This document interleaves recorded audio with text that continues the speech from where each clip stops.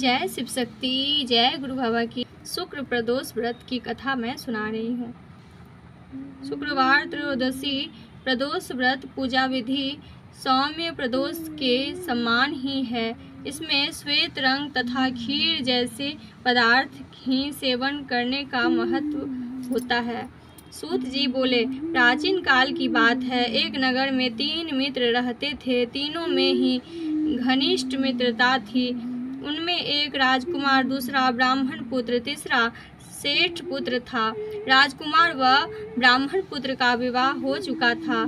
सेठ पुत्र का विवाह के बाद गौना नहीं हुआ था। एक दिन तीनों मित्र आपस में स्त्रियों की चर्चा कर रहे थे। ब्राह्मण पुत्र ने नारियों की प्रशंसा करते हुए कहा, नारीहीन घर भूतों का डेरा होता है। सेठ पुत्र ने यह वचन सुनकर अपनी पत्नी लाने का तुरंत निश्चय किया। सेठ पुत्र अपने घर गया और अपने माता पिता से अपना निश्चय बताया। उन्होंने बेटे से कहा कि शुक्र देवता डूबे हुए हैं।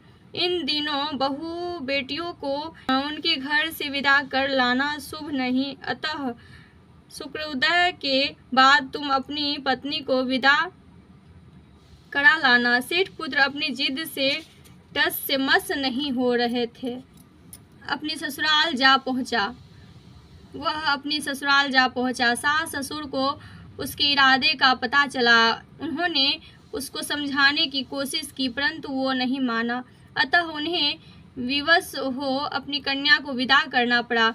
ससुराल से विदा होकर पति पत्नी नगर से बाहर निकलते ही थे कि उनकी बैलगाड़ी का पहिया टूट गया और एक बैल की टांग टूट गई। पत्नी को भी काफी चोट आई। सेठ पुत्र ने आगे चलने का प्रयत्न जारी रखा। तभी डाकुओं से भेंट हो गई और